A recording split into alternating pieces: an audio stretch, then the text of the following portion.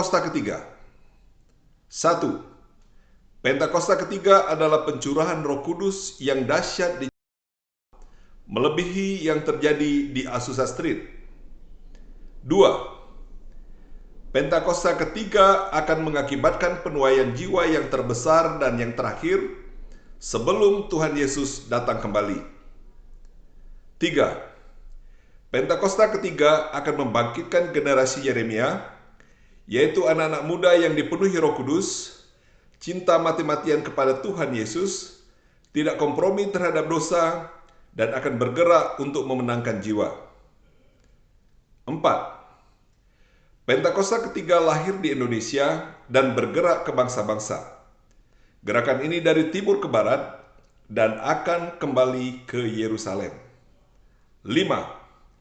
Pentakosta ketiga akan memberikan kuasa untuk menyelesaikan amanat agung, dan setelah itu Tuhan Yesus datang kembali. Amin. Shalom Bapak Ibu Saudara. Bagaimana kabarnya hari ini Bapak Ibu Saudara? Saya percaya kita semua dalam keadaan luar biasa di dalam Tuhan. Amin. Mari terus bersuka cita dan kita akan sama-sama beribadah menerima berkat Tuhan hari ini. Siapkan hati kita untuk berdoa. Bapa, Engkau baik Tuhan, kami menyembah-Mu. Dan hari ini kami rindu menerima lawatan-Mu Tuhan Yesus. Urapi setiap kami anak-anak-Mu yang ada di rumah-rumah Tuhan. Layakan kami, sembuhkan setiap yang sakit, lepaskan yang terikat Tuhan. Dan memberikan kekuatan yang baru serta penghiburan bagi mereka yang memerlukannya Tuhan hari ini. Terima kasih Bapa, dalam hadirat-Mu kami percaya ada kuasa-Mu terjadi Tuhan bagi kami semuanya. Dalam nama-Mu Tuhan Yesus, kami siap untuk meninggikan nama-Mu lewat pujian penyembahan dan doa-doa kami. Haleluya. Amin. Bapa kami yang baik, kami menyembah pagi hari ini. Haleluya Yesus.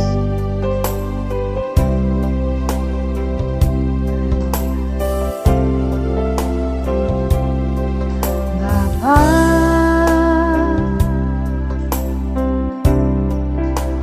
Engkau sungguh baik,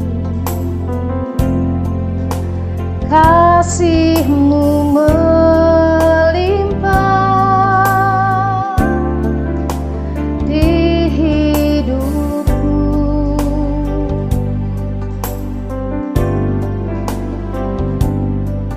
Bapa,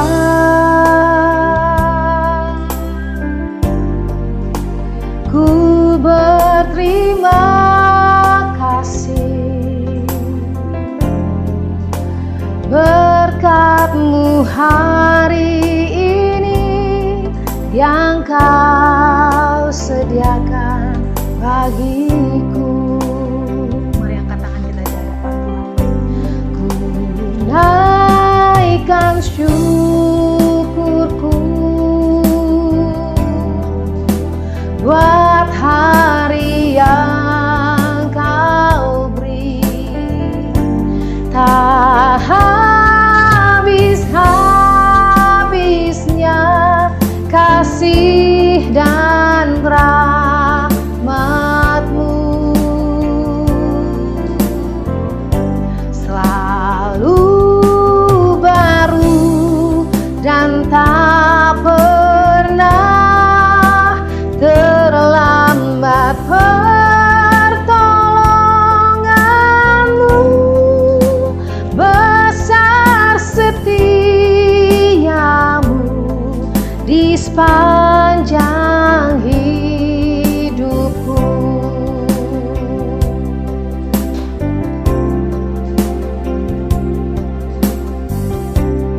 Selalu baru kasih-Mu setiap pagi bagi kami Tuhan.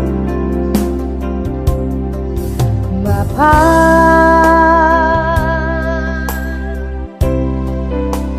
Engkau sungguh baik, kasih-Mu melimpah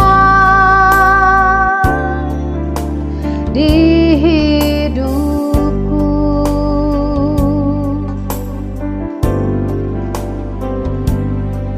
Bapa,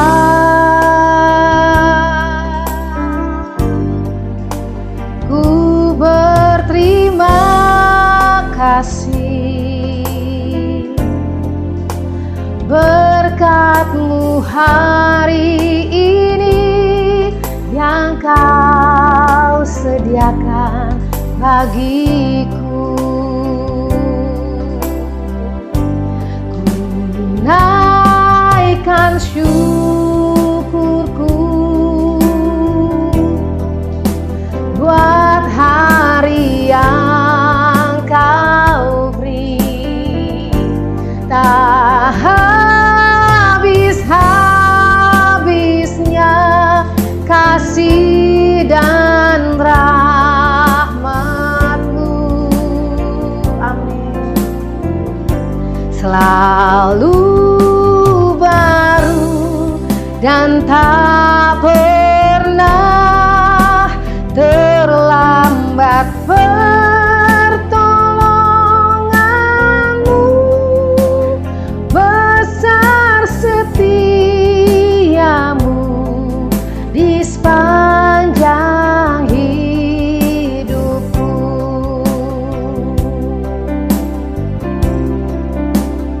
Oh haleluya, besar setiamu Tuhan, selalu baru setiap pagi. Kami bersyukur Tuhan.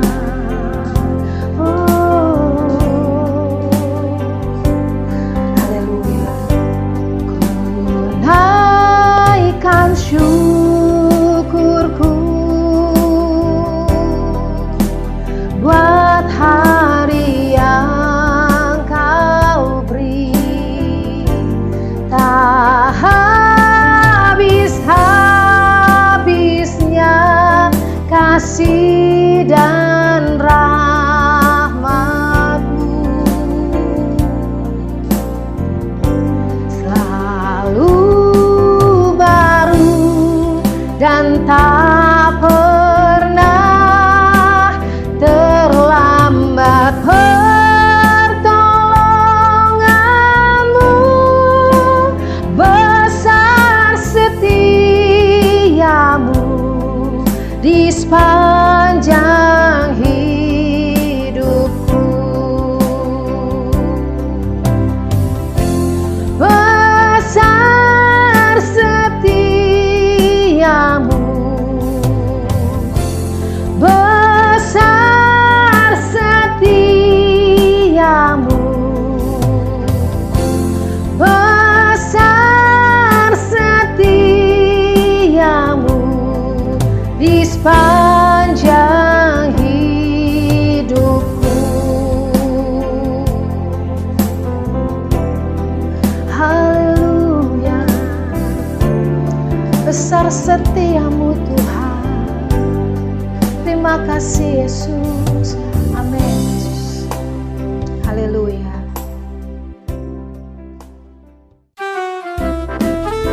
Mari sekali lagi menari di hadapan Tuhan Bapak Ibu Saudara. Kita mau masyurkan kebaikan Tuhan. Amin. Haleluya. Haleluya. Allah itu baik, sungguh baik bagi. Kasih setianya yang menyediakan yang ku perlukan, menyatakan kebaikan, menyatakan kebaikan, menyatakan kebaikannya padaku. Kasih setianya tak pernah berubah, dulu sekarang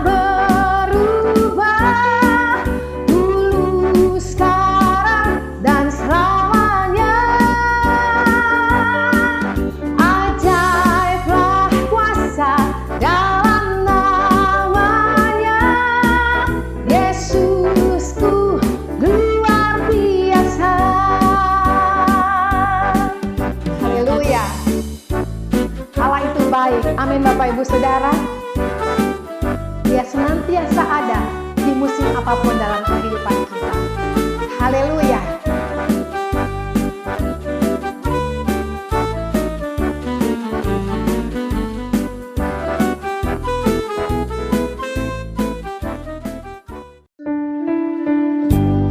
Sebab Engkau yang layak untuk menerima pujian kami, Tuhan. Kami buka hati kami dan bebaskan Kau, Tuhan, bekerja atas setiap kami. Haleluya. Haleluya. Terima kasih, Yesus.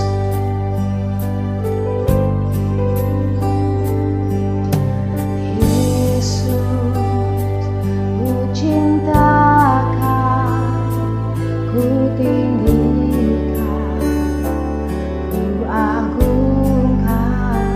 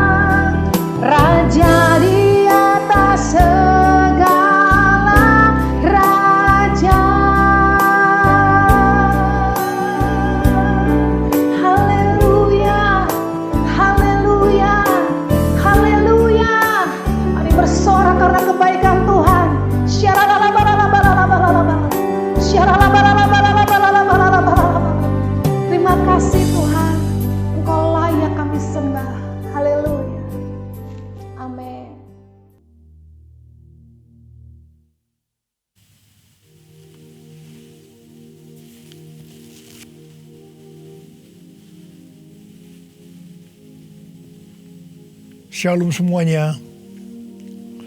Hari ini adalah Jumat Agung, di mana kita memperingati kematian Tuhan Yesus. Kita akan merenungkan kembali kasih Tuhan Yesus yang luar biasa yang diberikan kepada kita semua. Saya mau mengatakan sesuatu kepada saudara, bahwa apapun yang kita alami hari-hari ini dalam pandemi COVID-19 dan krisis ekonomi, kita harus tahu bahwa Tuhan Yesus sangat-sangat mengasihi kita semua. Yang paling penting, kita harus mengerti bahwa kasih Tuhan Yesus kepada kita adalah supaya kita diselamatkan. Melalui segala peristiwa ini, kita harus ingat seperti yang terdapat dalam Roma 8 ayat 28 yang berkata, kita tahu sekarang bahwa Allah turut bekerja dalam segala sesuatu, baik enak maupun tidak enak, untuk mendatangkan kebaikan bagi mereka yang mengasihi Dia. Apakah saudara mengasihi Tuhan Yesus? Kalau saudara berkata ya, berarti ayat ini buat saudara dan juga buat saya. Saya percaya melalui semua yang terjadi, kita yang mengasihi Tuhan Yesus akan makin serupa dengan gambarnya. Melalui semua yang terjadi juga, mereka yang selama ini tertidur, suam-suam kuku, mati rohani, akan dibangunkan kembali. Mereka akan bertobat dan minta ampun kepada Tuhan Yesus. Tuhan Yesus mengingatkan kita agar kita tidak hidup dalam ketakutan, kekhawatiran, kepanikan yang terus-menerus. Ingat bahwa hidup mati kita di tangan Tuhan, bukan di tangan COVID-19, bukan di tangan krisis ekonomi. Hari-hari ini lebih banyak orang yang takut kepada hal-hal yang lain ketimbang takut kepada COVID-19 itu sendiri. Hal inilah yang dikehendaki oleh iblis. Kalau hal ini berlarut-larut, maka akan lebih banyak orang yang meninggal karena ketakutan ketimbang meninggal karena COVID-19 itu sendiri. Karena itu, kita harus mengingat firman Tuhan yang berkata, dalam tinggal tenang dan percaya terletak kekuatanmu. Alkitab berkata, Yesus mati karena dosa-dosa kita.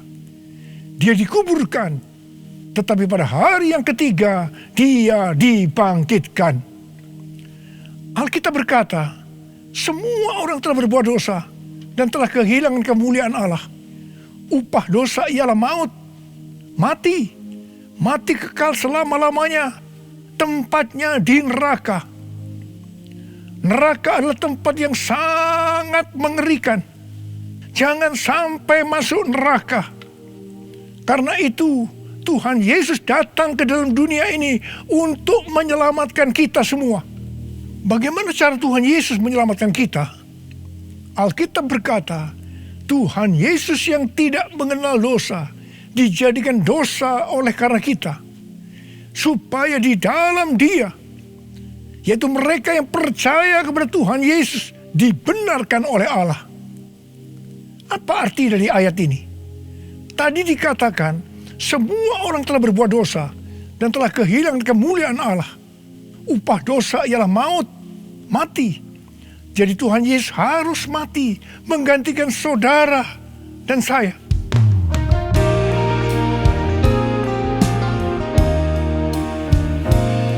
Kasih Allahku sungguh telah terbukti ketika Dia serahkan anaknya. Kasih Allah mau berkorban bagi kau dan aku. Tak ada kasih seperti kasih-Nya. Bersyukur, bersyukur, bersyukur. Oh, bersyukur karena kasih setiamu. Ku sembah, ku sembah, ku sembah dan ku sembah. Selama hidupku ku sembah kau Tuhan. Selama hidupku ku sembah kau Tuhan. selama hidupku ku sembah Kau Yesus. Kalau kita melihat cara mati Tuhan Yesus, saya katakan sangat-sangat tidak manusiawi.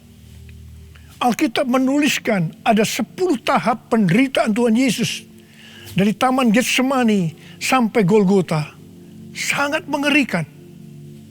Tahap yang pertama, ketika berada di Taman Getsemani, Tuhan Yesus berdoa kepada Bapa dalam keadaan ketakutan. Sampai peluhnya seperti tetes-tetes darah yang jatuh ke tanah. Pada saat itu seorang malaikat turun untuk menguatkan Tuhan Yesus. Tuhan Yesus berdoa kepada Bapa, "Ya Bapakku, jikalau sekiranya mungkin, biarlah cawan ini lalu daripadaku. Tetapi jangan seperti yang ku kehendaki, melainkan seperti yang Kau kehendaki." Di sini Tuhan Yesus mengajar kepada kita bahwa di dalam doa kita boleh menawar, tetapi jangan memaksakan kehendak. Bagi yang sekarang dalam ketakutan, kita harus ingat bahwa Tuhan Yesus pernah mengalami ketakutan untuk menebus dosa kita semua. Karena itu datanglah kepada Tuhan Yesus. Dia pasti mampu dan mau menolong kita semua. Tahap yang kedua, Tuhan Yesus ditangkap. Dia dituduh dengan bermacam-macam tuduhan. Diludai, mukanya ditinju, dipukul. Tetapi Tuhan Yesus tidak membalas. Di sini Tuhan Yesus mempraktekkan apa yang diajarkannya kepada kita. Agar kita mengasihi dan berdoa bagi orang-orang yang membenci kita. Mengutuk kita, mencaci maki kita. Jikalau kita hanya mengasihi orang-orang yang mengasihi kita, apa jasa kita? Karena orang-orang berdosa pun juga mengasihi orang-orang yang mengasihi mereka. Tahap yang ketiga, Tuhan Yesus dibelenggu dan diadili. Waktu Tuhan Yesus diadili oleh Pilatus, ternyata tidak didapati kesalahan yang membuat Tuhan Yesus harus dihukum mati. Sementara itu orang-orang Yahudi terus berteriak-teriak supaya Tuhan Yesus dihukum mati. Salibkan dia! Salibkan dia! Akhirnya Pilatus menyerahkan Tuhan Yesus untuk disalibkan. Tahap yang keempat, Tuhan Yesus dicambuk. Proses awal dari penyaliban, jubah Tuhan Yesus dibuka dan dihukum cambuk. Dua algojo bergantian menghunjamkan cambuk ke punggung Tuhan Yesus. Ujung cambuk itu terbuat dari potongan tulang dan potongan besi.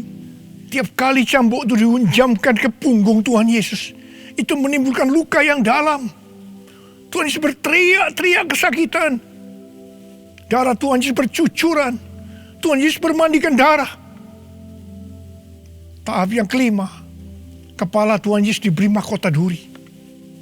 Duri ditancapkan di kepala Tuhan Yesus dengan cara dipukul. Sakitnya luar biasa. Darah bercucuran. Tahap yang keenam, Tuhan Yesus disuruh memikul salib. Dalam kesakitan, berlumuran darah, ditambah semalaman Tuhan Yesus tidak tidur. Tuhan Yesus harus memikul salibnya. Tuhan Yesus jatuh bangun karena tidak kuat. Maka Simon dari Kirene disuruh menggantikannya. Tahap yang ketujuh, tangan dan kaki Tuhan Yesus dipaku. Sakitnya luar biasa. Darah bercucuran. Tahap yang kedelapan, Tuhan Yesus digantung di atas kayu salib. Pada saat itu Tuhan Yesus menderita secara lahir maupun batin. Secara lahir dia merasakan sakit yang luar biasa di sekujur tubuhnya. Dan juga merasa sesak karena ada cairan yang menekan jantungnya. Secara batin Tuhan Yesus menderita. Karena Tuhan Yesus melihat semua orang yang lalu lalang menghujat dia.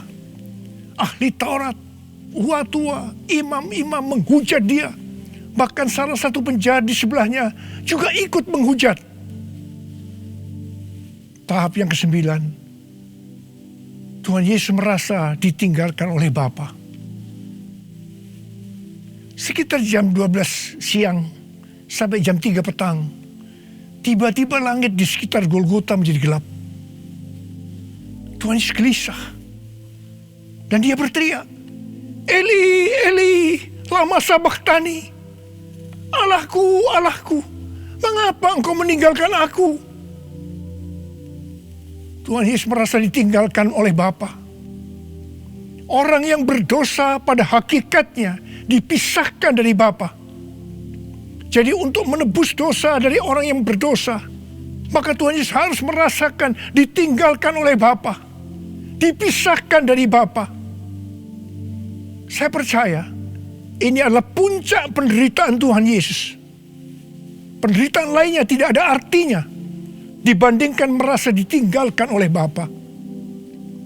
Bagi saya, kalau saya tidak bisa merasakan hadirat Tuhan, itu adalah hal yang paling berat dalam hidup saya. Karena itu setiap hari saya selalu menjaga langkah-langkah dalam hidup saya, agar saya terus mengalami hadirat Tuhan. Kalau ada dosa, harus cepat diselesaikan, supaya terus merasakan hadirat Tuhan. Saya berharap saudara juga melakukan hal yang seperti itu.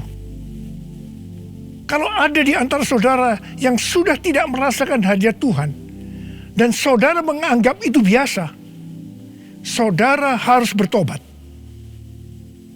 Tidak ada yang lebih berbahagia daripada kalau kita berada dalam hadirat Tuhan.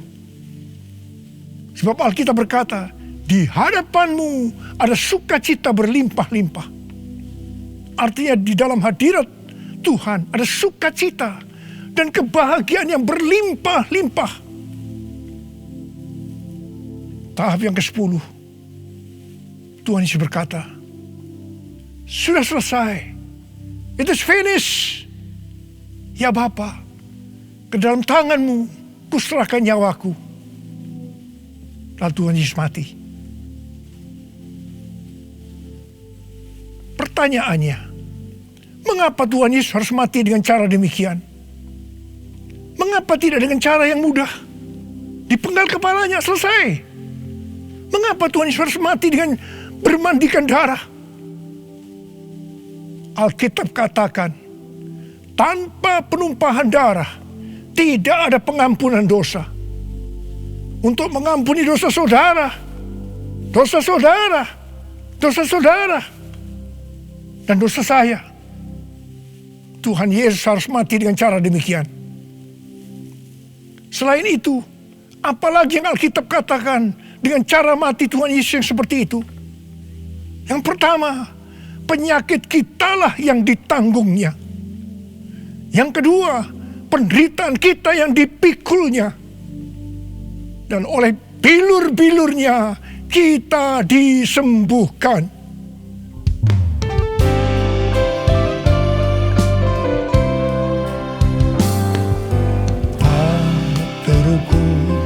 Kasih-Mu Yesus, Kau telah mati gantikan diriku.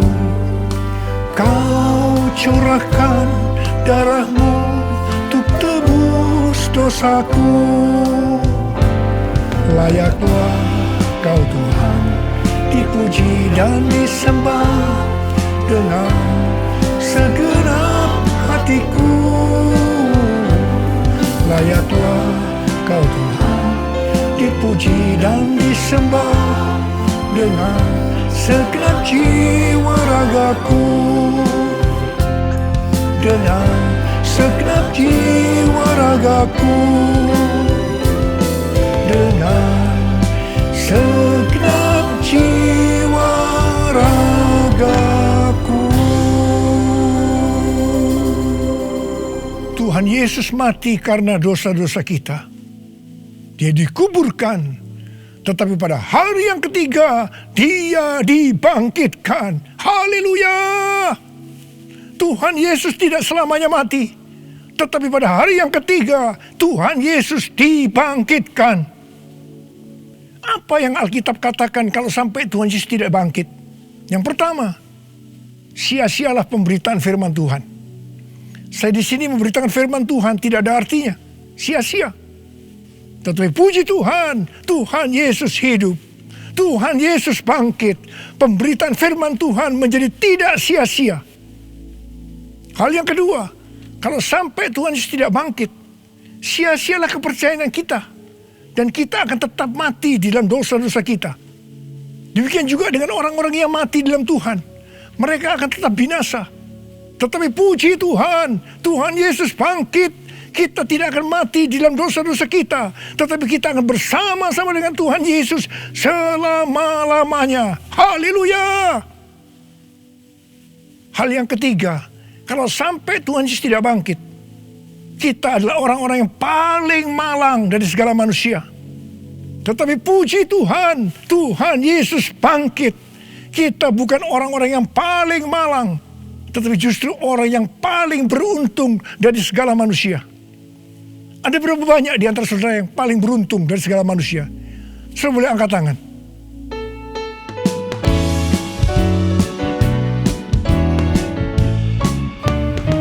Sebab Dia hidup, ada hari esok. Sebab Dia hidup, ku tak gentar, karena ku tahu Dia pegang hari esok. Hidup jadi berarti sebab Dia hidup. Sebab Dia hidup, ada hari esok. Sebab Dia hidup, ku tak gentar, karena ku tahu Dia pegang hari esok. Hidup jadi berarti sebab Dia hidup. Hidup jadi berarti sebab Dia hidup. Hidup jadi berarti sebab Dia hidup.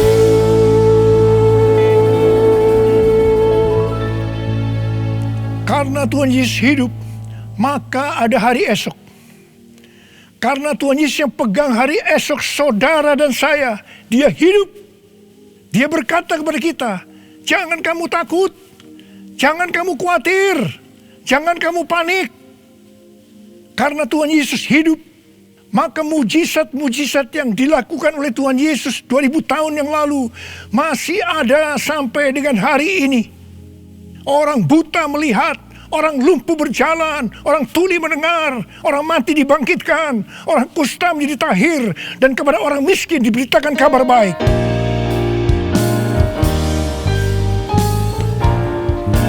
Yang lemah dikuatkan, yang miskin diperkaya, yang buta kan melihat, diperbuatnya bagiku. Yang lemah dikuatkan, yang miskin diperkaya, yang buta kan melihat, diperbuatnya bagiku. Hosana, Hosana, Yesus mati bagiku.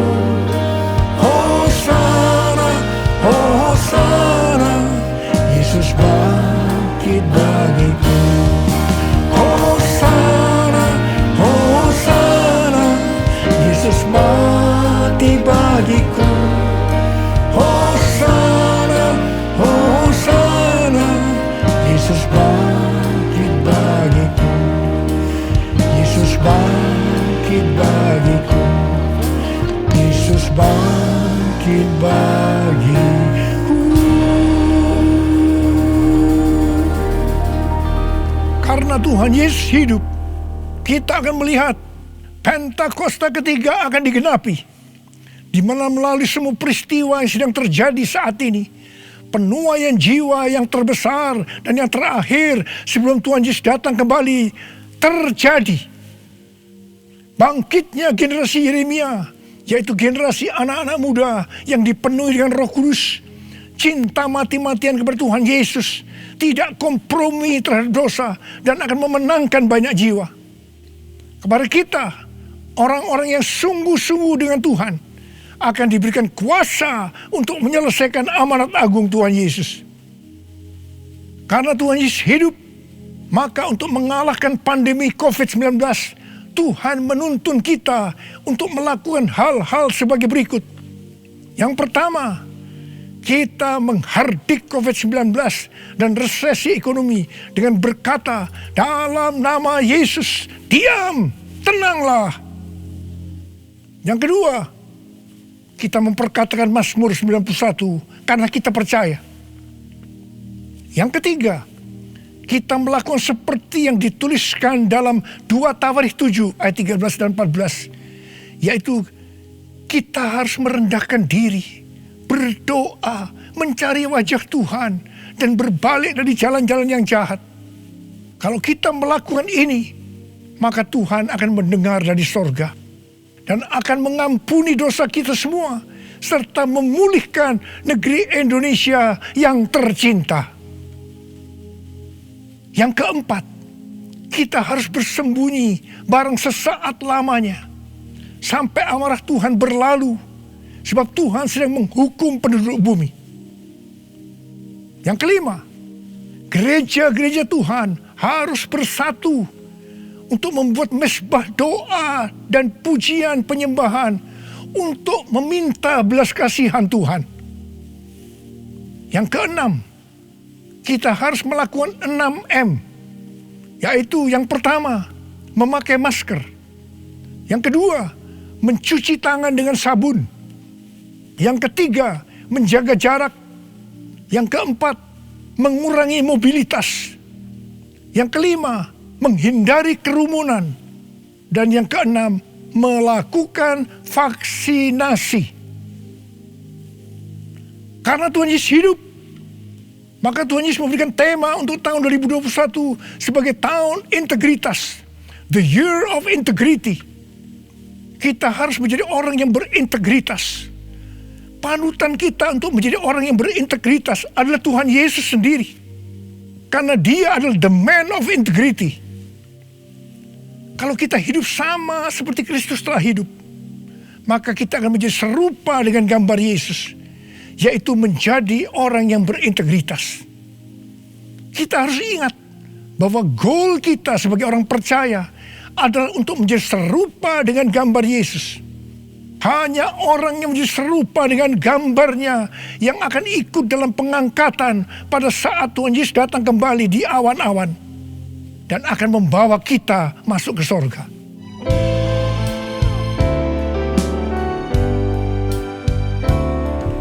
Menjadi seperti Kau Yesus, menjadi seperti Kau Yesus, menjadi sempurna dalam seluruh hidupku,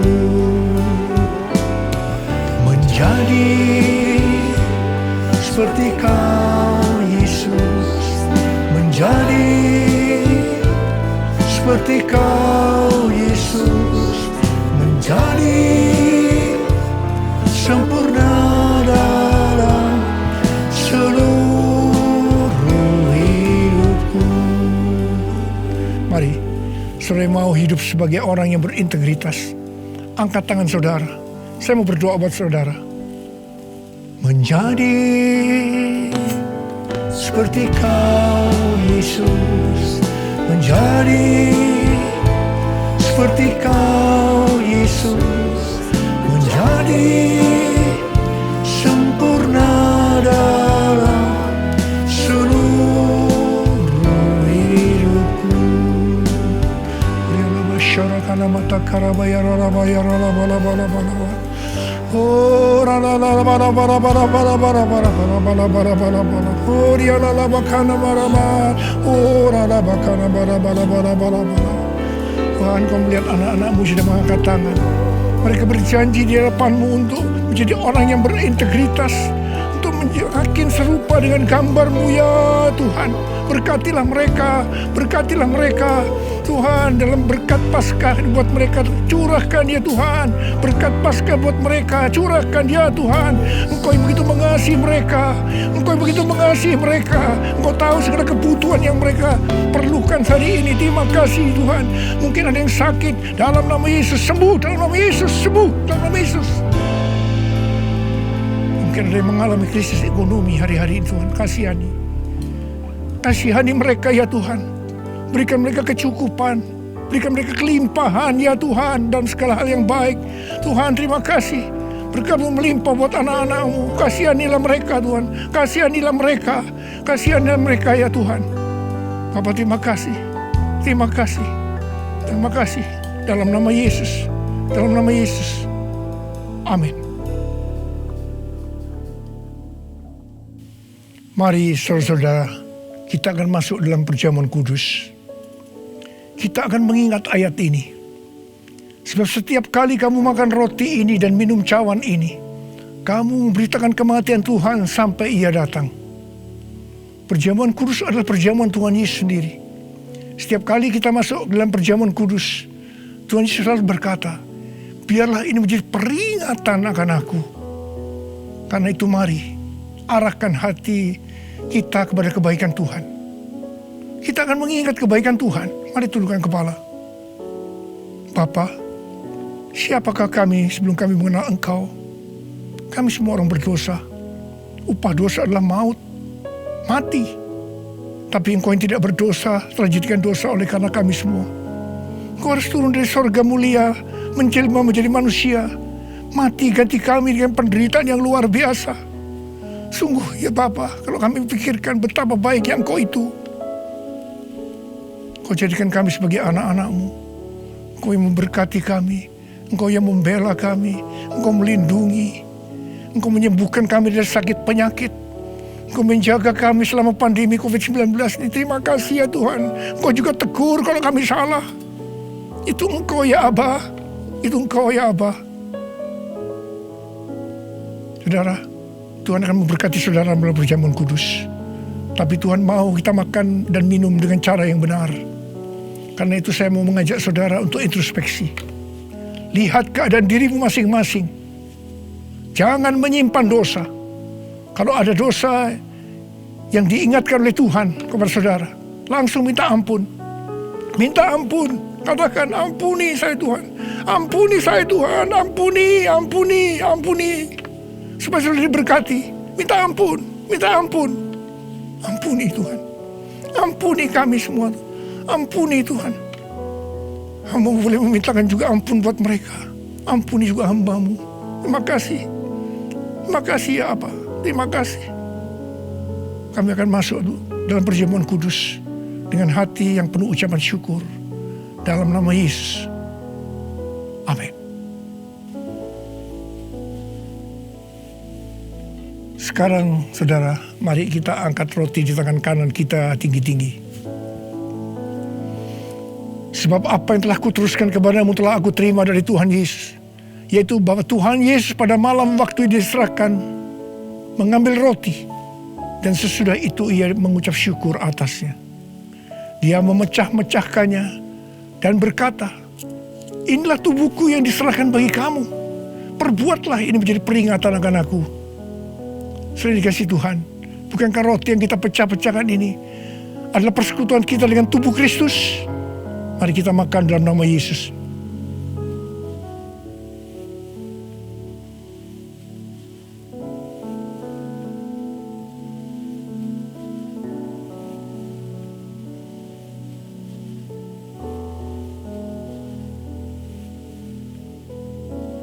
Sekarang mari kita angkat cawan di tangan kanan kita tinggi-tinggi. Demikian juga ia mengambil cawan sesudah makan lalu berkata, cawan ini adalah perjanjian baru yang dimeteraikan oleh darahku.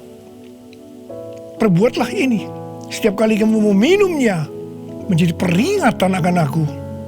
Sudah dikasih Tuhan, bukankah cawan pengucapan syukur yang atasnya kita ucapkan syukur adalah persekutuan kita dengan darah Yesus? Mari kita minum dalam nama Yesus.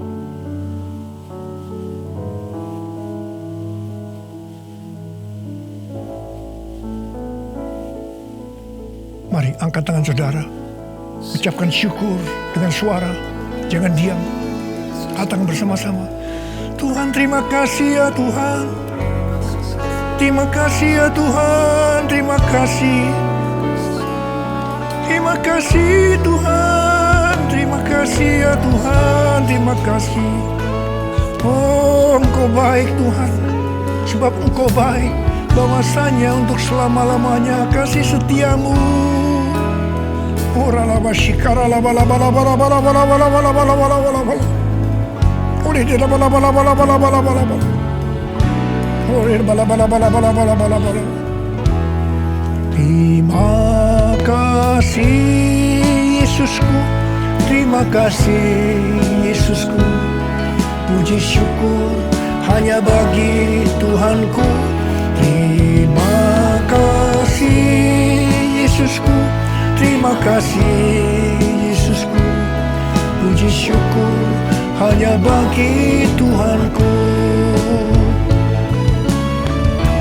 Terima kasih Yesusku. Terima kasih Yesusku.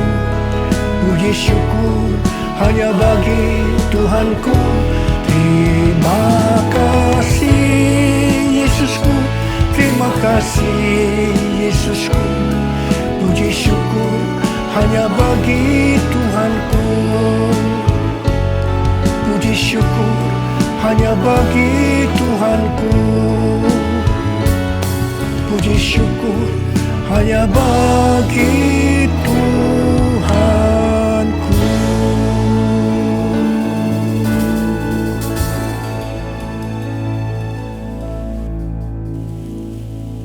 Sekarang terimalah berkat Tuhan. Kasih karunia yang berlimpah-limpah daripada Allah Bapa dalam Anak yang tunggal Yesus Kristus. Persekutuan yang manis dengan Roh Kudus menyertai saudara sekalian mulai hari ini.